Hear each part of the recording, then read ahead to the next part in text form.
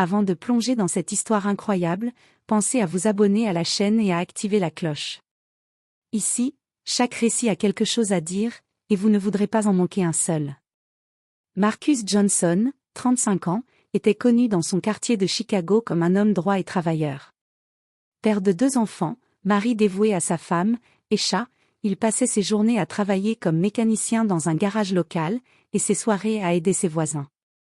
Sa vie, bien que simple, était remplie de dignité et de respect. Un soir d'hiver, alors qu'il rentrait du travail, la police fit éruption chez lui. Les lampes bleues et rouges clignotantes éclairaient son salon, ses enfants pleuraient, et Esha, terrifié, se tenait devant lui.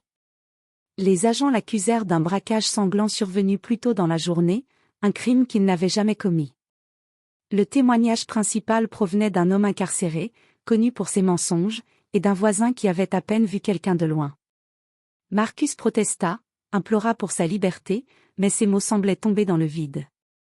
Le procès fut rapide et brutal. Les préjugés et le racisme latent dans le système judiciaire jouèrent contre lui.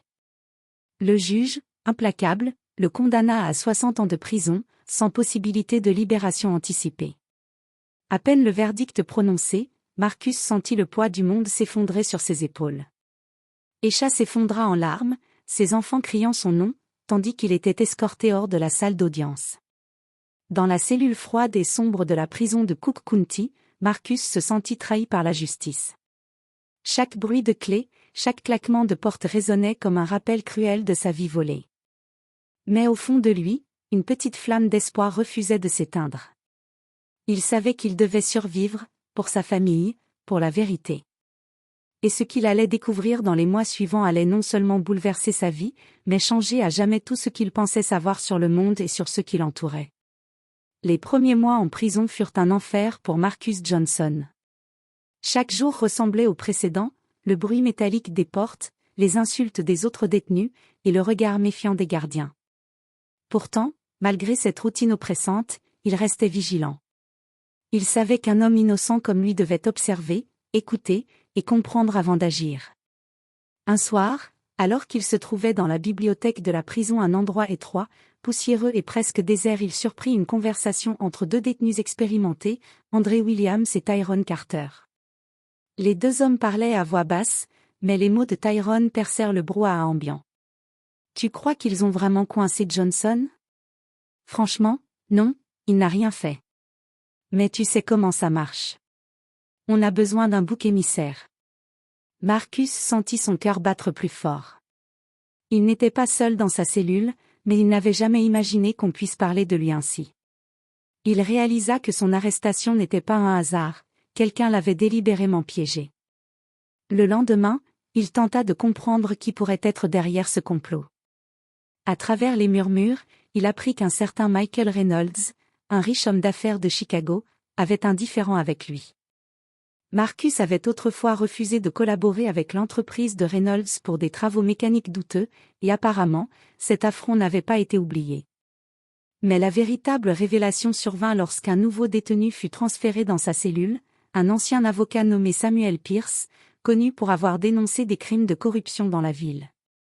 Marcus engagea la conversation avec lui, prudent mais déterminé. Peu à peu, Samuel révéla quelque chose d'incroyable, les preuves contre Marcus avaient été fabriquées, les témoins manipulés, et tout avait été orchestré par Reynolds pour se venger d'une simple querelle commerciale. Pour la première fois depuis son arrestation, Marcus sentit une lueur d'espoir.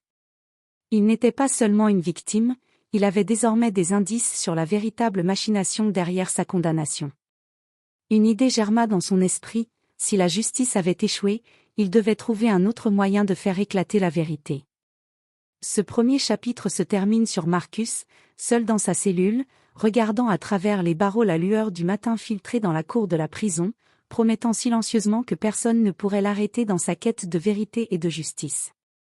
Les semaines suivantes, Marcus Johnson ne perdait pas une minute. Il passait ses journées à étudier les dossiers de la prison, à observer les allées et venues des gardiens, et à écouter attentivement les conversations des autres détenus. Samuel Pierce, l'ancien avocat, devint son mentor et confident. Grâce à lui, Marcus commença à comprendre les failles de son dossier et à imaginer comment la vérité pourrait éclater. Un jour, alors que Marcus était dans la cour de la prison, un courrier inattendu arriva pour lui. C'était une lettre de Clara Mitchell, une journaliste d'investigation de Chicago connue pour ses enquêtes sur la corruption et les erreurs judiciaires. Elle avait entendu parler de son arrestation par des contacts dans le système judiciaire et était convaincue de son innocence. Clara écrivait avec des détails précis, révélant qu'elle avait accès à des documents financiers et des communications secrètes montrant que Michael Reynolds avait corrompu des témoins et payé des agents pour monter le faux braquage. Marcus sentit une bouffée d'espoir et un élan de détermination, il n'était plus seul dans cette bataille. Avec Samuel Pierce, Marcus commença à élaborer un plan minutieux. Il savait qu'il devait obtenir des preuves concrètes de l'implication de Reynolds sans se mettre en danger, et que Clara serait la clé pour faire sortir l'histoire dans les médias et attirer l'attention des autorités compétentes. Mais Reynolds, loin d'être naïf, commençait à sentir que Marcus n'avait pas disparu de la surface du monde. Il commença à surveiller les journaux et les communications, cherchant le moindre indice d'une rébellion. Cette tension invisible rendait chaque jour en prison encore plus lourd, mais Marcus sentait que chaque minute le rapprochait de la vérité et de sa liberté. Le chapitre se termine sur Marcus regardant le ciel depuis sa cellule, serrant la lettre de Clara dans sa main. Une pensée traversa son esprit. Ils ont cru me briser, mais ils ont réveillé quelque chose de plus fort que jamais. Marcus Johnson savait que le temps jouait contre lui. Chaque jour passé derrière les barreaux renforçait la tension et le danger. Mais grâce à Clara Mitchell, la journaliste d'investigation, il commença enfin à sentir que la lumière de la vérité pouvait percer l'obscurité de l'injustice. Clara réussit à obtenir des copies des communications internes de Michael Reynolds et des enregistrements bancaires prouvant qu'il avait soudoyé plusieurs témoins et même des policiers pour monter le faux braquage. Chaque document qu'elle lui transmettait était une arme contre la fortune et le pouvoir de Reynolds.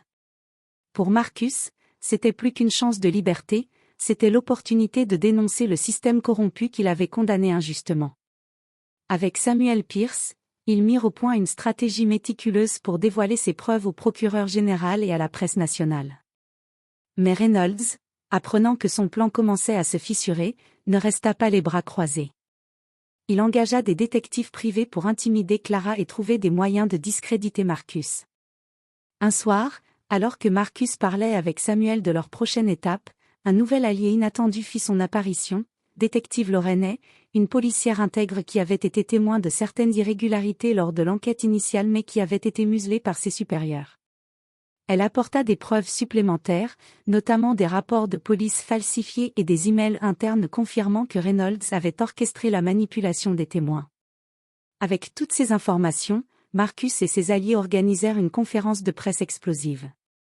Clara Mitchell dévoila les documents en direct, révélant au public et aux autorités l'ampleur de la corruption et de la trahison.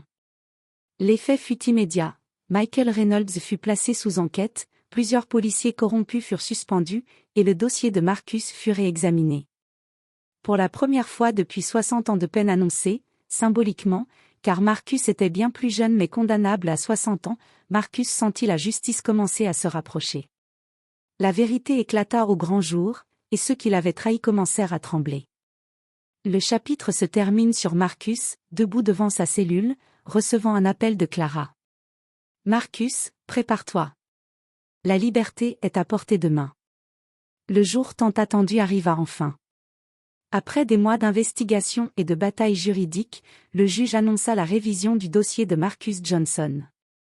Toutes les preuves de l'innocence de Marcus et de la corruption de Michael Reynolds avaient été présentées de manière irréfutable. Le verdict tomba, Marcus était acquitté de toutes les charges. Lorsqu'il franchit les portes de la prison pour la première fois depuis des mois, Marcus sentit l'air frais sur son visage comme une renaissance. Écha l'attendait dehors, les larmes aux yeux, entourés de leurs enfants. Les étreintes furent longues et silencieuses, chacune chargée de larmes, de colère et de bonheur retenues pendant trop longtemps. Mais Marcus n'était pas seulement libre pour lui-même. Il avait une mission, confronter Michael Reynolds et exposer publiquement sa corruption. Avec Clara Mitchell à ses côtés, il se rendit au siège de l'entreprise de Reynolds pour un reportage exclusif. Face aux caméras et aux journalistes, Marcus révéla toutes les preuves qu'il avait accumulées, les pots de vin, les témoins falsifiés, et l'acharnement contre lui. Reynolds tenta de nier, de se défendre, mais la vérité était implacable. Ses alliés abandonnèrent rapidement le navire, et il fut arrêté sur le champ pour fraude, intimidation de témoins et corruption. Marcus, debout devant les caméras, ressentit une satisfaction mêlée de soulagement. La justice avait enfin triomphé, et il avait transformé son calvaire en victoire éclatante. Le chapitre, et l'histoire, se termine par Marcus rentrant chez lui, entouré de sa famille. Il regarda ses enfants jouer dans le jardin, Aisha souriante à ses côtés, et murmura pour lui-même. Ils ont cru pouvoir m'écraser, mais aujourd'hui, nous sommes libres, et la vérité a gagné. Marcus avait perdu du temps, souffert de l'injustice, mais il avait retrouvé sa dignité, sa famille, et la liberté, laissant derrière lui les ténèbres de la trahison pour entrer dans une vie où il pouvait enfin respirer sans chaîne.